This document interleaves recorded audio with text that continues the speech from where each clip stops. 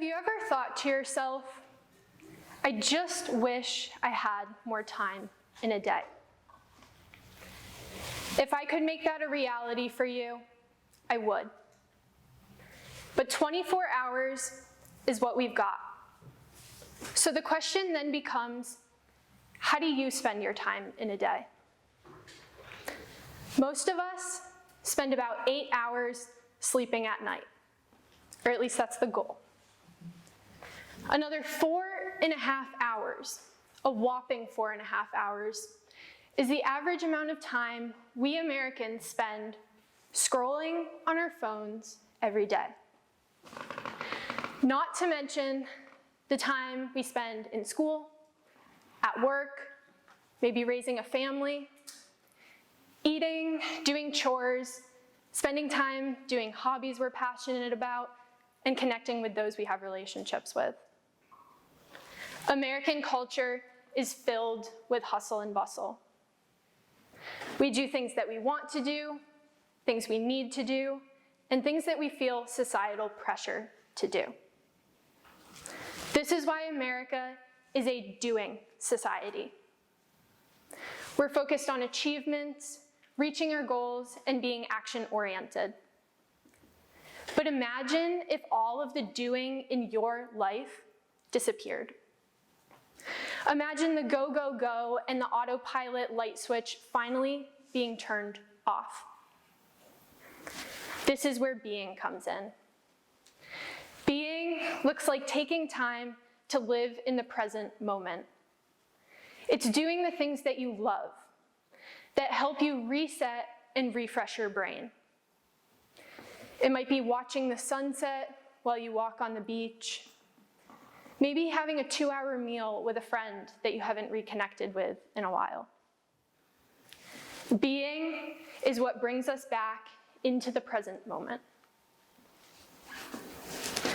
Today, I want to talk to you about why being is just as important as doing. If we don't take time to be, we can't appreciate all that our doing has ultimately led us to.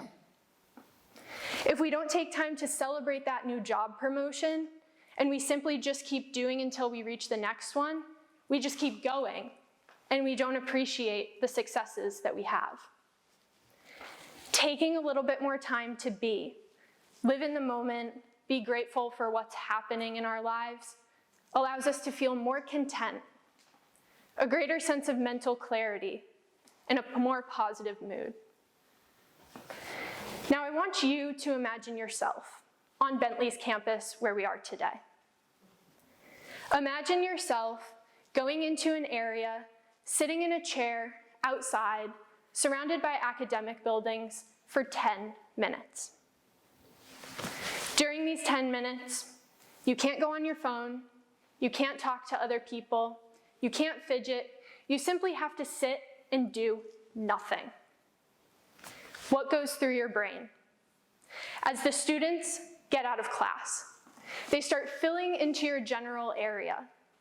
Do you feel an urge to reach for your phone to occupy yourself? Get up and walk around or find your friend so that you can have somebody to talk to? Raise your hand if in that moment, sitting in the chair, doing nothing, you might wonder what other people would be thinking to you. Maybe you would feel anxious that you would make awkward eye contact with somebody walking by. This is all normal. These are normal feelings because in our society, we're so used to constantly having to do things. But what if we just took the time to be? I had these exact feelings of nervousness as I did this exact activity for my sociology course sophomore year at Bentley. I remember sitting on a bench by the Smith Technology Center, and my mind was racing.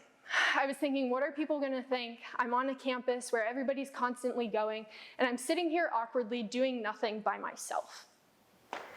But about a minute in, it struck me. Nobody recognized that I was sitting there. They were too busy running to their next class, talking to a professor, listening to music, staring down at the ground as they walked.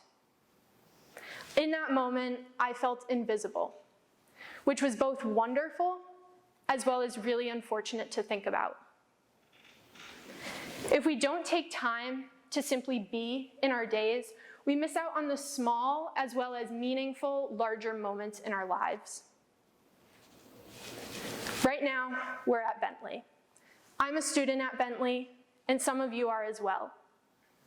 When I think of Bentley, stereotypically, I think of a school filled with driven individuals, people who want to make an impact and have a difference in this world. So as a result, we get involved in tons of different clubs on campus. We strive to get good grades. We get internships to ultimately graduate and get that good job that pays well. But I know what this is like, because given that I spent my time in the honors program, women's leadership program, working 2 jobs on campus, all while trying to just get good grades in my classes and prioritize myself, this also comes with a crammed Outlook calendar, getting sick, being burnt out, feeling anxious, and stress. So at Bentley, and for those of you who aren't in college, workers, human beings, maybe it's more important that we also take some time to focus on being. I had the chance to study abroad in France last semester for 4 months. And in this time, I was exposed to the European way of life, where simply being and existing, you are enough. During my time in France, I decided, you know what? I'm just going to be a student for once. I'm not going to join any clubs. I'm not going to join any sports teams. I'm simply going to enjoy my time abroad. So that's what I did. When I was in Europe, I frequently saw people riding their bikes to go to work, or drinking a coffee while reading a book, looking up at the French Alps. Maybe sitting on a bench in a park, watching the birds. I decided to make this a part of my life while I was abroad.